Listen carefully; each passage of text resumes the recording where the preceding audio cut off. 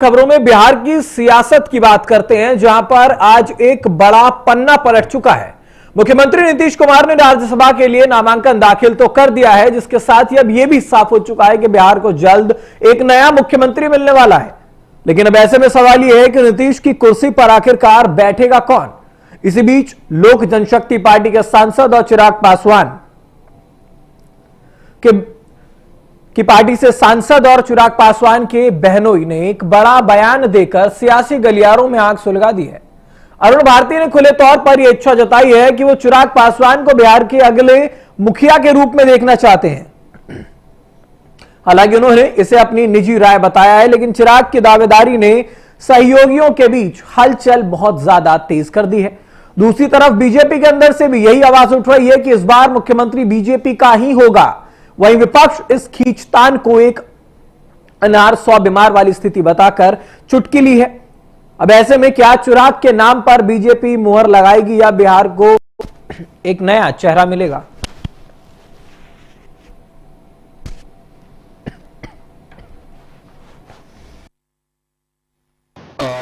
माननीय मुख्यमंत्री श्री नीतीश कुमार जी ने अपने राजनीतिक पूरी अपनी यात्रा का हवाला देते हुए उन्होंने राज्यसभा में जाने की इच्छा व्यक्त की और एनडीए के जितने भी घटक दल हैं सभी ने इस बात को मानते हुए आगे के उनके इस यात्रा के लिए सभी ने मिलकर उनका सहयोग किया, साथ दिया।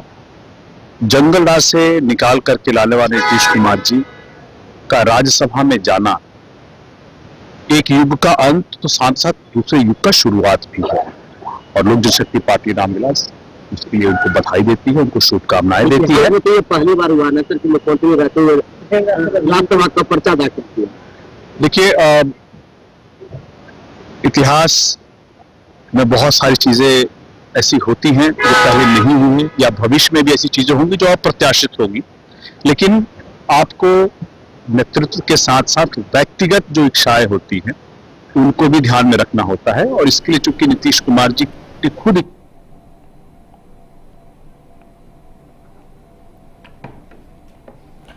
तो पिछले 20 सालों से लगातार नीतीश कुमार बतौर मुख्यमंत्री बिहार की कमान संभाल रहे थे और इसी पर ज्यादा जानकारी के साथ हमारे साथ वरिष्ठ पत्रकार राजीव रंजन हमारे साथ जुड़ चुके हैं। सबसे पहले राजीव जी, बहुत स्वागत आपका न्यूज़ 7 इंडिया पर।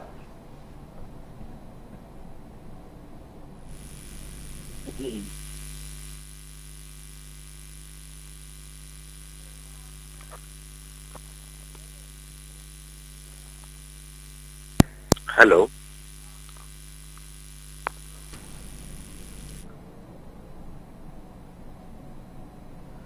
राजीव जी, क्या मेरी आवाज आप तक पहुंच पा रही है? जी हाँ, आवाज आ रही है। बहुत स्वागत आपका न्यूज़ 7 इंडिया पर सर। जी धन्यवाद सर।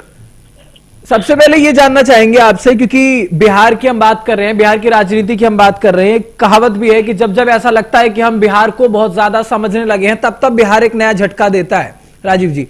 लेकिन अब ऐसे में जब नीतीश कुमार राज्यसभा की तरफ बढ़ रहे हैं, कहा जा रहा था कि मुख्यमंत्री बीजेपी का हो सकता है, लेकिन अब चिराग पासवान का भी नाम सामने निकल कर आ रहा है और ये 5 सहयोगी दल एनडीए के अंदर है, तो क्या लगता है अब शायद मुख्यमंत्री के नाम पर एक बार फिर से घमासान हो सकता है बिहार में? ये देखिए, मुख्यमंत्री को लेकर के धमाका तो हो सकता है, लेकिन उसमें नीतीश कुमार का कॉन्सेप्ट रहना जरूरी है जी, क्योंकि नीतीश कुमार अभी भी सर्वमान्य नेता एनडीए बिहार के हैं और वैसी स्थिति में नीतीश कुमार को इग्नोर करके कोई अगर मुख्यमंत्री की श्रेणी में आना चाहता है तो ये संभव नहीं है। और चिराग पासवान हो, सम्राट चौधरी हो, नित्यानंद राय हो, ऐसे नाम बहुत उछल रहे हैं, लेकिन इतना जो अंदर खाने सामने बात आ रही है उसमें नीतीश कुमार का सम्राट चौधरी को लेकर के ये कॉन्सेप्ट मिल गया है और वो चाहते हैं कि सम्राट चौधरी को ही ये दायित्व मिले। लेकिन बात ये है कि भाजपा को पहली बार बिहार में मुख्यमंत्री बनने का मौका मिल रहा है, तो भाजपा का केंद्रीय नेतृत्व ही तय करेगा कि सम्राट चौधरी जाएंगे कि नहीं। लेकिन इतना है कि नीतीश कुमार का कहीं न कहीं सम्राट चौधरी के प्रति झुकाव है और वो चाहते हैं भी हैं, क्योंकि देखिए आज तक बिहार में नीतीश कुमार जब से सत्ता में आए 2005 से गृह मंत्रालय उन्होंने आज तक किसी को नहीं दिया, अपने दल के नेताओं तक को नहीं दिया। और ये पहला मौका हुआ कि सम्राट चौधरी गृह मंत्री बने, वो भी भाजपा कोटे के मंत्री होते हुए भी। तो वैसी स्थिति में नीतीश कुमार का पहला चॉइस जो है सम्राट चौधरी है। रह गई बात की चिराग पासवान, तो चिराग पासवान हो सकता है युवा चेहरा है, लेकिन चूंकि देखिए राजनीतिक परिदृश्य देखिए तो चिराग पासवान को क्यों कोई प्रमोट करना चाहेगा, चाहे वो जदयू हो या चाहे वो भाजपा हो। उनके पास 19 विधायक है और उसको हनुमान के रूप में देखा भी जाता है, लेकिन ऐसा नहीं है कि राम बन जाएंगे वो। उसके लिए बहुत सारी चीजें हैं यहाँ। लेकिन राजीव जी, ये थोड़ा सा मैं आपसे जानना चाह रहा हूं, क्योंकि हमने देखा था जब चुनाव के समय पर भी सीट शेयरिंग की बात हो रही थी तो इस बार बीजेपी और जेडीयू बराबर की सीटों पर लड़ रही थी, लेकिन कई ऐसी सीटें थी जैसे कि मोरवा विधानसभा की हम बात कर ले, गायघाट विधानसभा की हम बात कर ले, वो जो सीटें थी वो एलजेपी के पास चली गई थी। नीतीश कुमार ने इस बात पे क्लैश कर दिया था, उन चीजों पर बात की। तो क्या अगर चिराग पासवान खुद भी इसमें बहुत ज्यादा इंटरेस्ट दिखाते हैं कि मुझे मुख्यमंत्री बनना है, तो ये इतना आसान होगा एनडीए के लिए ये तय करना? जी आसान नहीं है, और नीतीश कुमार और चिराग पासवान का जो संबंध है सर्वविदित है, और किस तरह के समय समय पर चिराग पासवान ने नीतीश कुमार को डैमेज करने के लिए क्या क्या किया है ये भी पब्लिक डोमेन में है। रह गई बात की जब पिछले 2020 से 2025 का जो कार्यकाल था नीतीश कुमार का, उसमें उन्होंने 43 विधायक किस रूप में आए हैं ये सबको मालूम है।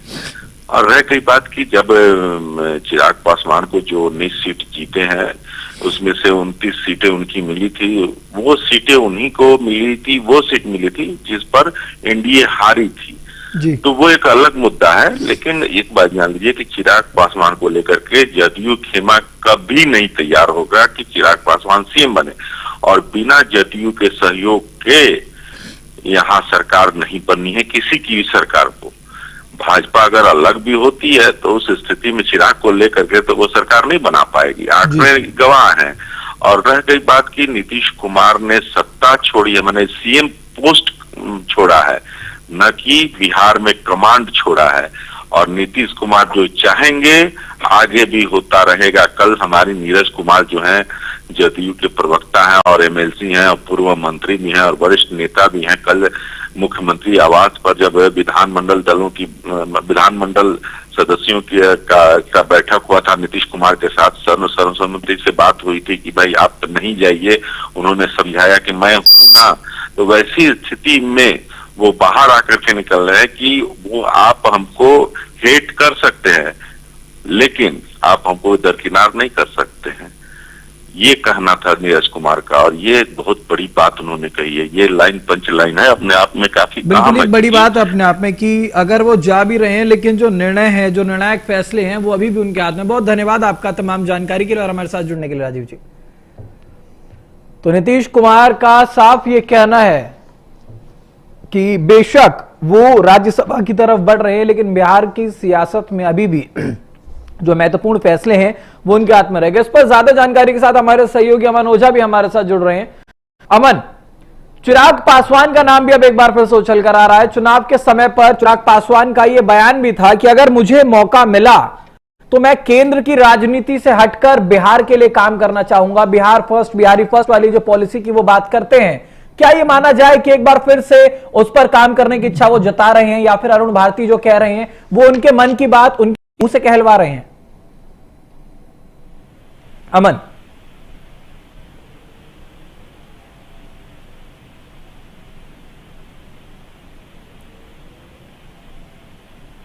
अमन मेरी आवाज आप तक पहुंच पा रही है?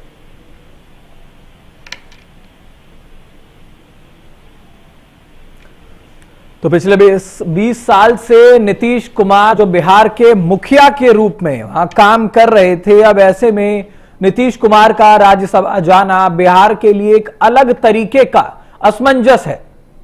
नीतीश कुमार की अगर हम बात करें, सुशासन की सरकार है, बिहार में बाहर है, हर बात पर नीतीश कुमार है, लेकिन अब ऐसे में जब नीतीश ही बिहार में नहीं रहेंगे तो कहीं ना कहीं जो बिहार के लोग हैं उनका एक औचित्य जो है वो समझने में थोड़ी सी उन्हें मुश्किल हो रही है। कहा जा रहा है पिछले 20 साल से सभी का ये कहना है, अगर बात करें जेनजीज की जो अब हुए हैं, उनका ये कहना है कि जब हम पैदा हुए तब नीतीश थे और अभी तक नीतीश, और अभी तक हमने जो बिहार देखा है जो जंगल राज वाला बिहार था 1990 से लेकर 2005 तक, उसके बाद जो ये बिहार है उसका कायाकल्प करने का जो काम है वो नीतीश कुमार ने किया था। लेकिन अब नीतीश कुमार के जाने के बाद जो दूसरा इस सूबे का मुखिया होगा, मुख्यमंत्री होगा, वो किन नीतियों पर काम करेंगे, इसको लेकर कहीं ना कहीं बिहार के लोगों के मन में काफी सवाल है।